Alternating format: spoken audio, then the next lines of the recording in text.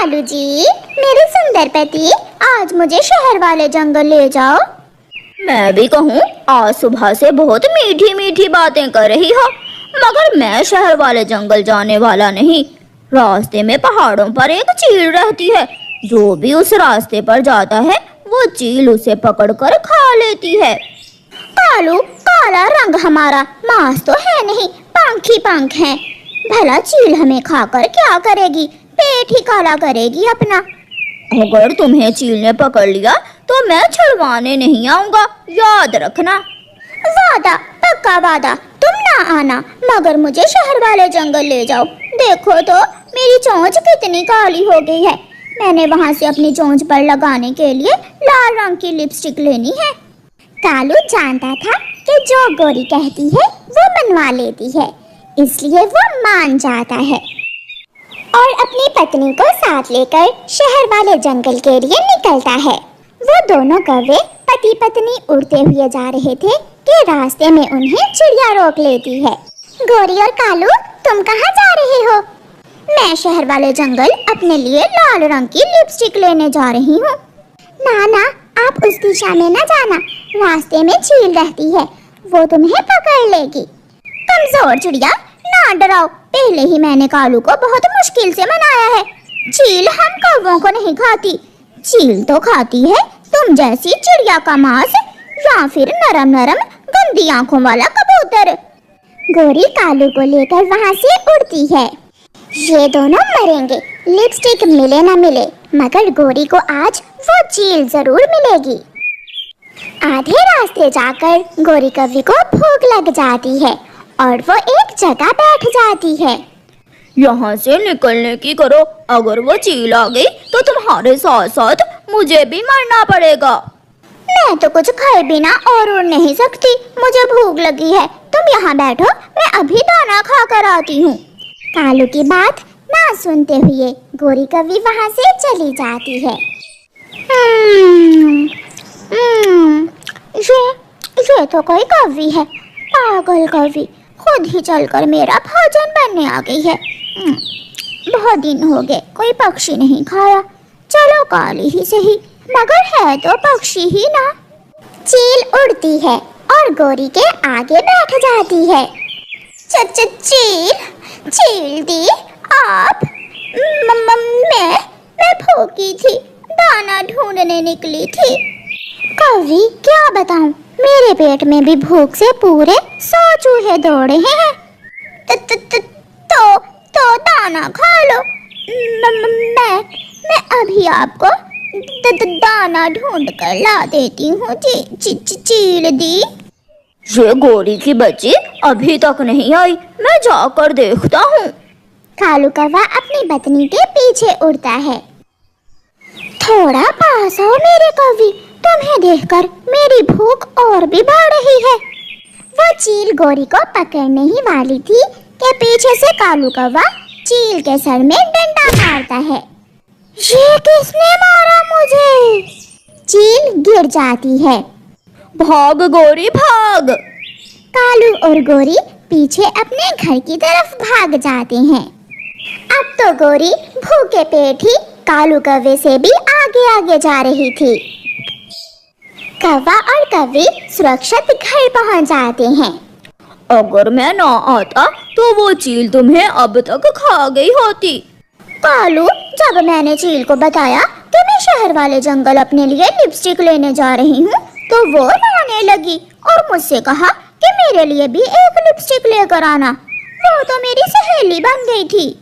गोरी ऐसे अपने पति कालू कौवे से अपनी बढ़ाई करती है और झूठ बोलती है। बड़ी बहन, मेरे सर में मारा। मैं काली कौवी को खाने ही वाली थी कि किसी ने मेरे सर में डंडा मारकर मुझे गिरा दिया। अब वो पक्षी हमें मारने लगे हैं। छोटी, अब हमें योजना बनाना होगी, एक ऐसी योजना जिससे हम उन सारे पक्षियों को एक साथ खा सकें। किसी को नहीं छोड़ूंगी। जिसने मेरी बहन के सर में डंडा मारा उसे तो मैं उल्टा लटका कर मारूंगी। दूसरे दिन बड़ी चील बहन अपना भेष बदलकर सर पर टोकरी उठाए जंगल में निकलती है। चूड़ियाँ लो चूड़ियाँ, रंग बिरंगी चूड़ियाँ, सस्ती चूड़ियाँ, सतरंगी चूड़ियाँ। लूसी कबूतरी चील को आवाज देती है, चूड़ियों वाली रुको, मुझे चूड़ियाँ देती जाओ। चील रुक जाती है। आप तो चील हो, कहीं आप मुझे खा तो ना जाओगी? अगर मैं इतनी ताकतवर होती तो मैं चूड़ियाँ बेचकर कमाई क्यों करती? मैं आराम से किसी पक्षी को भी तो खा सकती थी। मैं तो चूड़ियाँ बेचकर दाना और अनाज खरीद कर खाती हूँ। ये सुनकर लूसी कबूतरी चील की बातों में आ जाती है और चील से चूड़ियाँ खरीद लेती है। फिर वो चील सारे पक्षियों को अपने एतमाद में ले लेती है।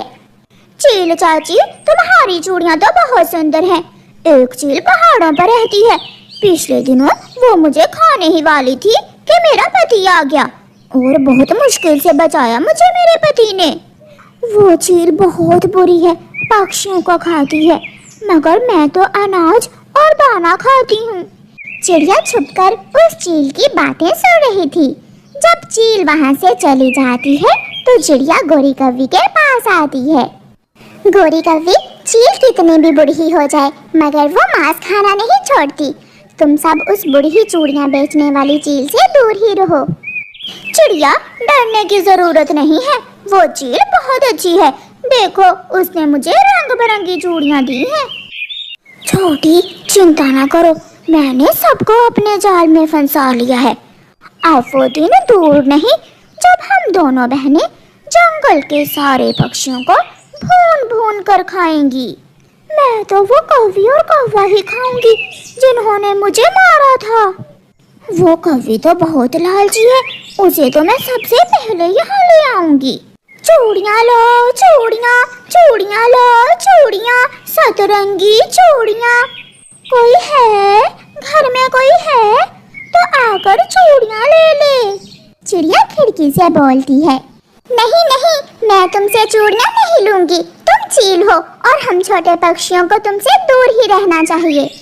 चील निराश होकर वहाँ से आगे बढ़ती है। चील हरियाली तोती को चूड़ियाँ देती है।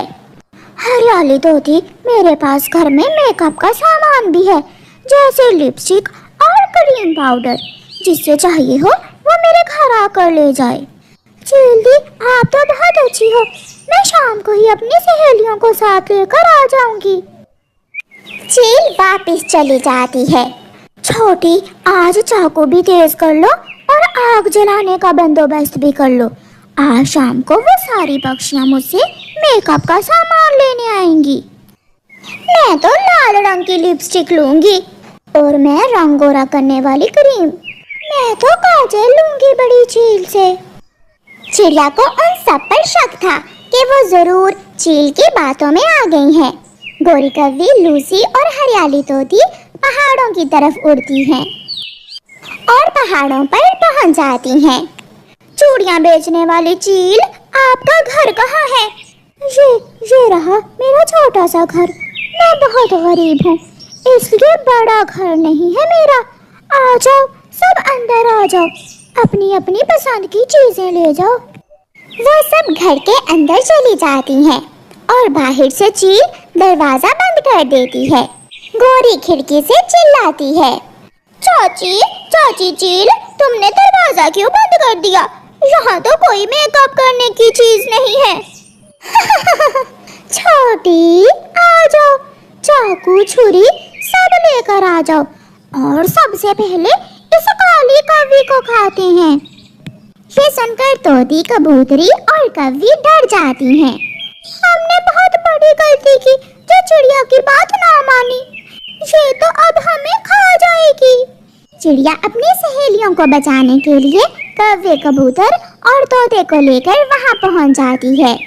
उन सब के पास डंडे थे। वो सब दोनों चील बहनों को मार मार कर वहाँ से भगा देते हैं और चिड़िया तोती, कबूतरी और कव्वी को अंदर से बाहर निकालती है। तुम्हारी लाल रंग की लिपस्टिक सबको मरवा देगी किसी दिन। चिड़िया, धन्यवाद, वो चील तो सबसे पहले मुझे ही खाने वाली थी। फिर चिड़िया और बाकी सारे पक्षी खुशी खुशी वापस जंगल चले जाते हैं। रानो चिड़िया अपने बेटे को चीज सैंडविच बनाकर देती है। मम्मा, मैं ये सैंडविच नदी पर जाकर खाऊंगा। वहाँ नदी के ठंडे ठंडे पानी के पास झाड़ियों में बैठकर खाने का अलग ही मजा है। जाओ बेटा, नदी में नहाने न जाना, इन दिनों नदी का पानी बहुत गहरा है। कुकू अपनी मम्मा से चीज सैंडविच लेकर नदी पर चला जाता है। मैं अपनी बोतल में पानी भर लेता हूँ। नदी का ठंडा ठंडा पानी और स्वादिष्ट सैंडविच, आज तो मेरा दिन ही बन गया। दिन तो मेरा भी बन गया। ऐसा कहते हुए पीछे से आकर जग्गू कौवा कुकू का सैंडविच उठा लेता है। दो, मुझे दो, ये मेरा है। मगर अब ये सैंडविच मेरा है। जग्गू भागता है। कुकू पीछे पीछे, जग्गू दूर जाकर रुकता है और सैंडविच खाना शुरू करता है। कुकू भी पीछे आ जाता है। यार जग्गू, प्लीज मुझे आधा ही दे दो। मैंने बहुत मुश्किल से मम्मा से ये चीज सैंडविच बनवाया था। मगर जग्गू पूरा ही सैंडविच खा लेता है और अपने घर चला जाता है।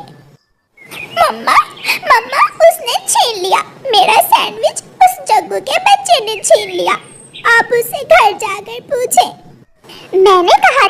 मैंने कहा था कि तुम सैंडविच घर में ही खा लो। नदी पर जाने का बहुत शौक था ना तुम्हें, अब खा लो सैंडविच। मम्मा चिड़िया गुस्से में गोरी कौवी के घर जाती है। गोरी, अपने बेटे को समझा लो, आज इसने मेरे बेटे से सैंडविच छीन कर खाया है। खा लिया है तो क्या बुरा काम किया है। मेरा जग्गू बहादुर है, सबसे चीजें छीन लेता है। अगर आइंदा तुमने मेरे बेटे से कोई चीज छीनी तो मैं पिटाई करूंगी तुम्हारी। मम्मा मम्मा, देखे आंटी चिड़िया, कमजोर चिड़िया क्या कह रही है। उधर क्या देख रही हो, मुझसे बात करो कमजोर चिड़िया। हाथ तो लगा मेरे बेटे को, तेरे हाथ तोड़ दूंगी मैं। चल चल निकल मेरे घर से, ऐसा ना हो कि मैं अभी के अभी तेरी टांगे तोड़ दूं। मेरे जग्गू के जो दिल में आएगा वही करेगा। बड़ी आई हमें भाषण सिखाने वाली। जग्गू चिड़िया की तरफ देखकर मुंह चढ़ाता है। ओ, चिड़िया की बेइज्जती, चिड़िया की बेइज्जती। मैं बताऊंगा, मैं सबको बताऊंगा। मेरी मम्मा ने कमजोर चिड़िया की बेइज्जती की। चिड़िया वहाँ से चली जाती है। जैसा बेशरम बेटा वैसी ही बेशरम माँ, दोनों एक जैसे हैं। मम्मा, क्या आपने मारा जग्गू को? चुप कर जाओ कुकू, और जाओ जाकर अपना होमवर्क कर लो। और फिर कभी दोबारा अपना भोजन लेकर बाहर गए तो मैं छोड़ूंगी नहीं तुम्हें। जग्गू ने मेरा सैंडविच छीन लिया, इसमें भी दोष मेरा ही है। ठीक है, नहीं जाऊंगा, अब मैं घर बैठकर ही भोजन खा लिया करूंगा। सब छोटे पक्षी नदी के पास बैठे हुए थे। की जब कुकू की मम्मा हमारे घर मेरी शिकायत लेकर आई तो मेरी मम्मा ने कहा, चल चल भाग यहाँ से। बड़ी बेइज्जती की मेरी मम्मा ने कुकू की मम्मा की। कुकू, तुम तो कह रहे थे कि तुम्हारी मम्मा ने जग्गू को मारा है। मगर कुकू खामोशी से वहाँ से चला जाता है। भाग गया, कमजोर चिड़िया का कमजोर बेटा भाग गया। अपनी माँ की वजह से जग्गू तो अब कुछ ज्यादा ही बिगड़ गया था। वो कभी तोते के बच्चे से भोजन छीन लेता तो कभी छोटे बुलबुले से। जग्गू तो इतना निडर हो गया था कि किसी बूढ़े पक्षी को देखकर उसे धक्का देकर गिरा देता और उसका भोजन भी छीन कर खा जाता। मम्मा, आज मैंने बूढ़ी फाख्ता को धक्का देकर गिरा दिया और उससे भोजन भी छीन कर खा लिया। जग्गू बेटा, जब मैं छोटी थी तो मैं भी ऐसे ही किया करती थी। ऐसे ही एक दिन बिगड़ा हुआ जग्गू कौवा इंसानों की बस्ती की तरफ निकल जाता है।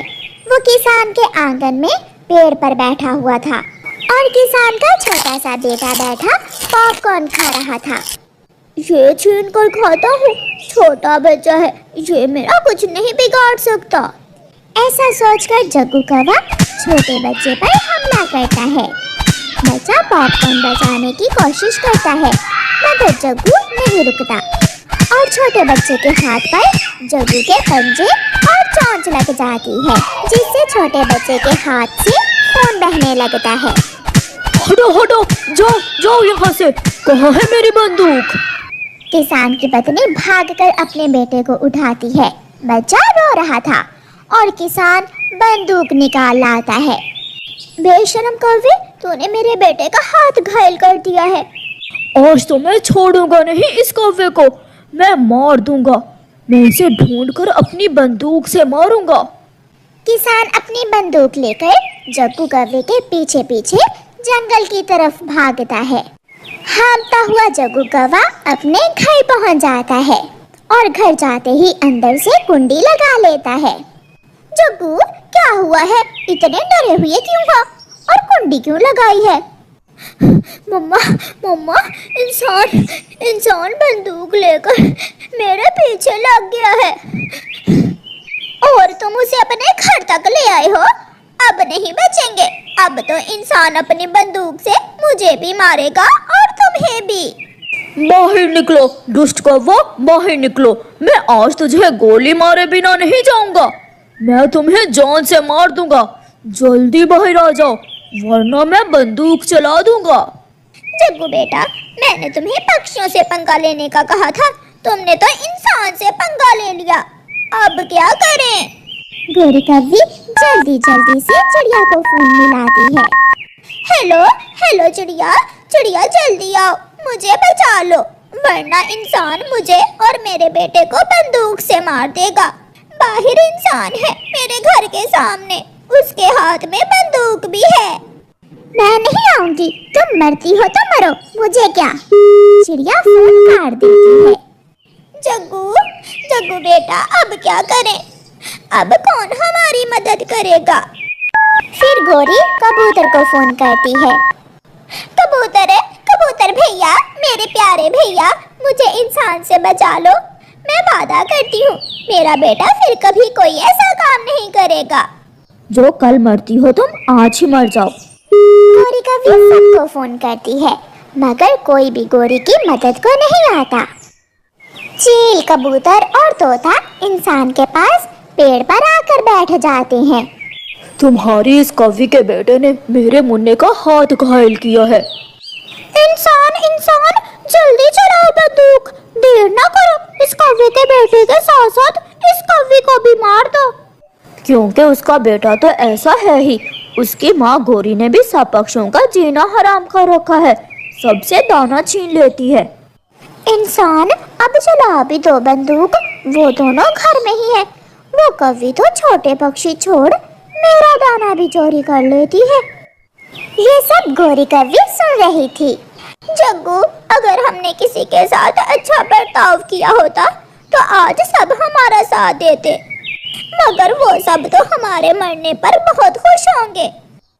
इंसान निशाना सीधा करता है और बंदूक चलाने ही वाला होता है कि वहाँ चिड़िया आ जाती है। रुके रुके इंसान जी, रुके। नहीं, मैं उस कौवे और कौवे दोनों को मार दूंगा। इंसान जी, जैसे आप इंसानों से गलती हो जाती है, ऐसे ही उस छोटे कौवे से गलती हो गई, उसे माफ कर दें।